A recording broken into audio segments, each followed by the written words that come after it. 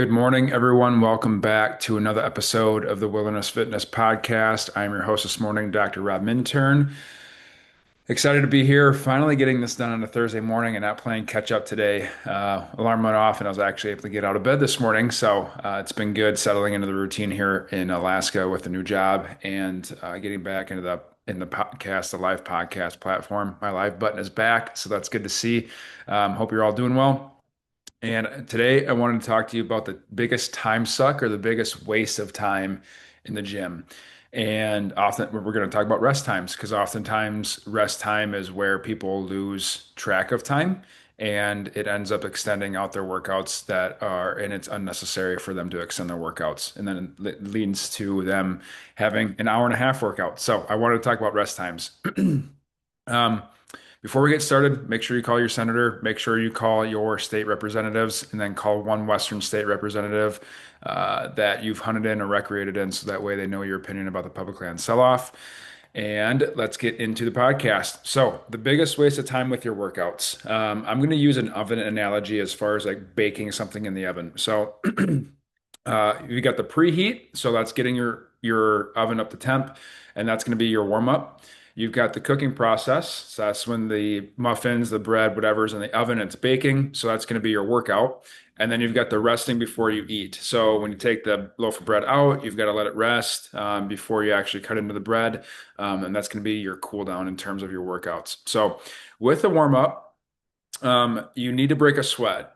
Oftentimes, when I'm working with someone, either online or in the clinic, I tell them it needs to feel like you're not going up Mount Everest, but it can't be a stroll through Times Square. So, if you are doing your warm up and you're like able to look around, kind of enjoy the day, not saying that you have to like go as hard as you can, but it should be a moderate intensity warm up on the treadmill, on the rowing machine, on the elliptical, whatever you're choosing to warm up, going out for a jog, whatever you're doing to warm up, that's it you need to start breaking a sweat. Okay.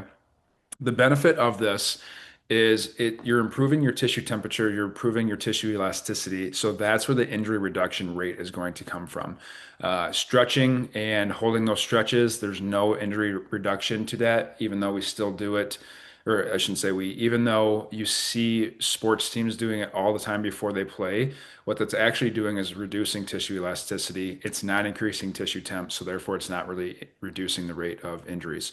So when you're warming up, you need to be moving, you need to be breaking a sweat. This is where the injury reduction rates and the performance enhancement, that's where that gold lies. All right.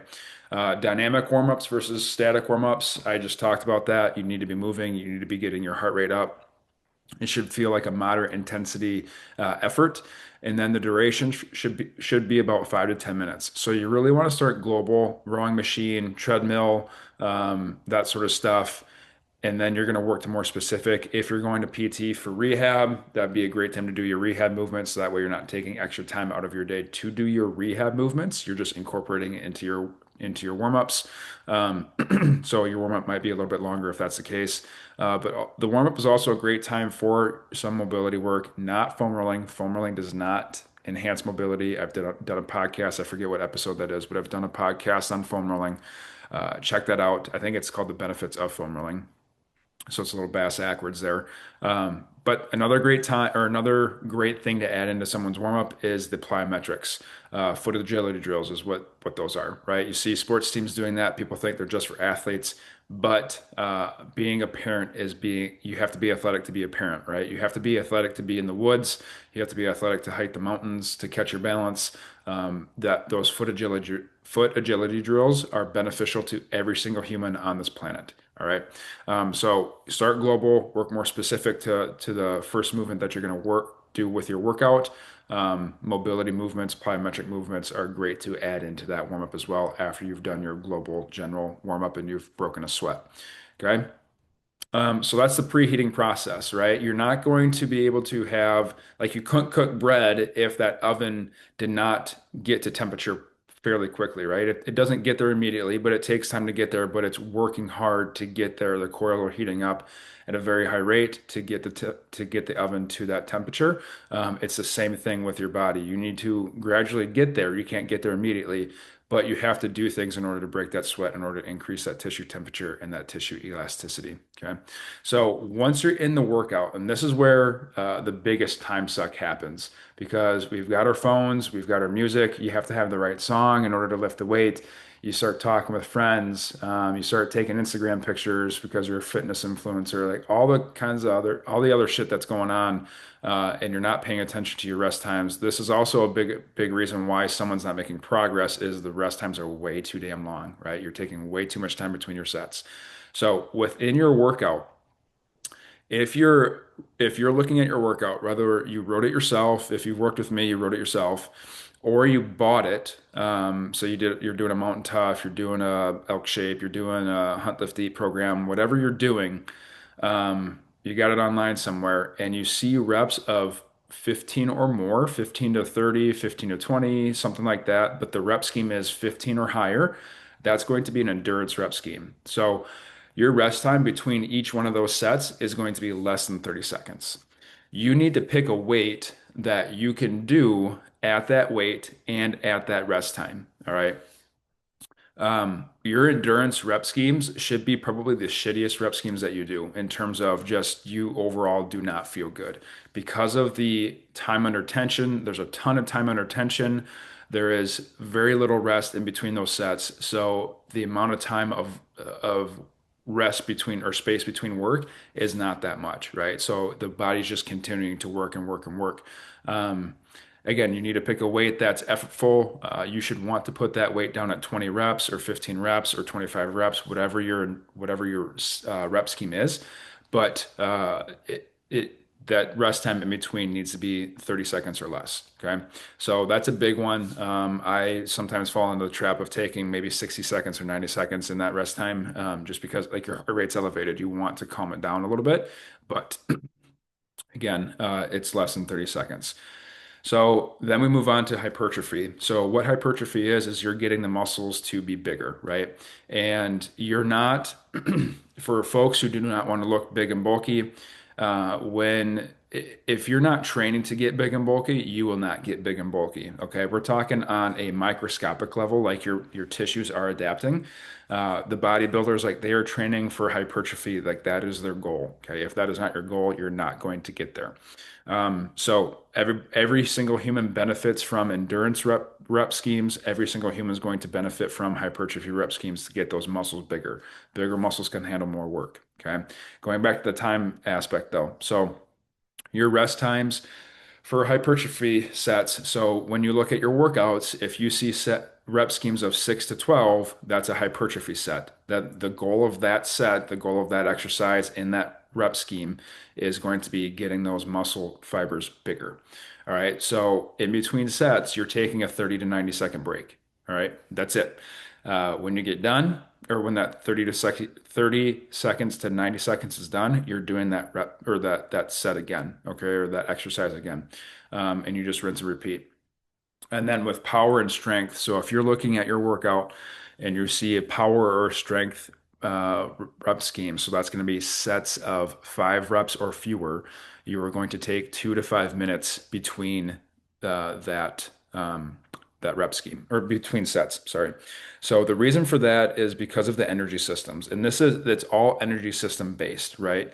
So the energy system for the power and strength, it's a phosphocreatine system. So it's a system that provides very short bursts of energy. That's why the reps are so few, 5 or fewer. But when you need to give the that system time to recover, and so that's where the 2 to 5 minutes comes into play. All right, if someone's doing like 5 sets of 2 reps, they might be more on that 5 minute side of things. Like, and you set your timer for 5 minutes and you wait 5 minutes. Okay. That way you feel fresh going into it. If you're doing these heavy lifting sets and heavy lifting in terms of 5 reps or fewer, it's going to, and you're not taking that 2 to 5 minutes, you're just ramping through this stuff. Your performance is not going to be there. You're missing the boat as to why you're doing those heavier sets. Okay. Same thing with the endurance, same thing with the hypertrophy, power and strength. All of these need to feel heavy. The power and strength are not going to, they're not going to feel as effortful, you're not going to feel the burn with those because the time under tension and the rep schemes uh, do not put you under tension that long, so you're not going to feel that muscular burn, which is okay. That's not the point of that, right? You're not trying to kick your ass every single workout that you have. You sometimes can come out of a workout feeling a little like stiff, maybe achy, but you shouldn't feel like you just got smoked every single workout. If you're doing that, you're not taking enough rest, or you're going too hard and you're not taking time in between sets long enough. Um, Endurance sets, again, 30 seconds or less. Hypertrophy sets, so where your muscles are trying to get bigger, 30 to 90 seconds of rest between sets. And then power and strength, your 2 to 5 minutes between your sets. All right. And then the cool down. So you've got this is very important after endurance workout. This is all based off of resistance training.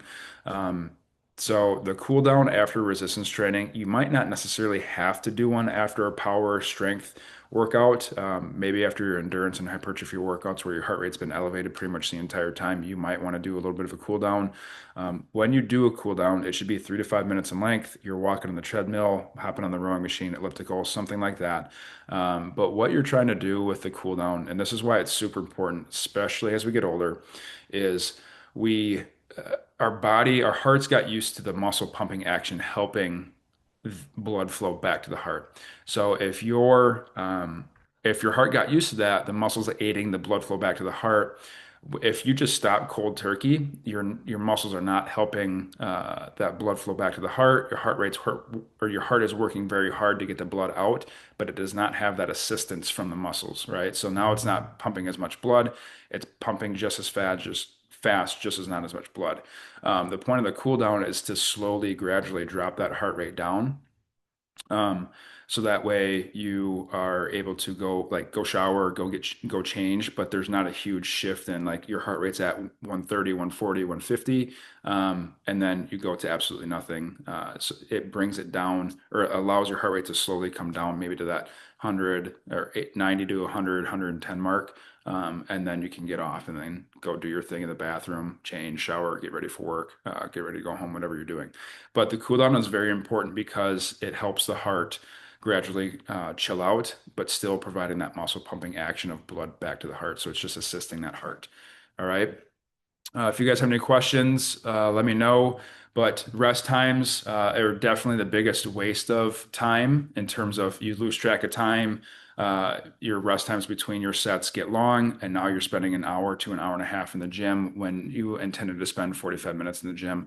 Take a look at your rest. Take a look or set a timer on your watch, set a timer on your phone, and stick to that timer and adjust your weights based off of how you're feeling. So that way you can still fit in all of your sets and reps, but you're adjusting those rest times. If you guys have any questions, let me know. But hopefully you guys have a great rest of your Thursday, and we'll catch you next week. Peace.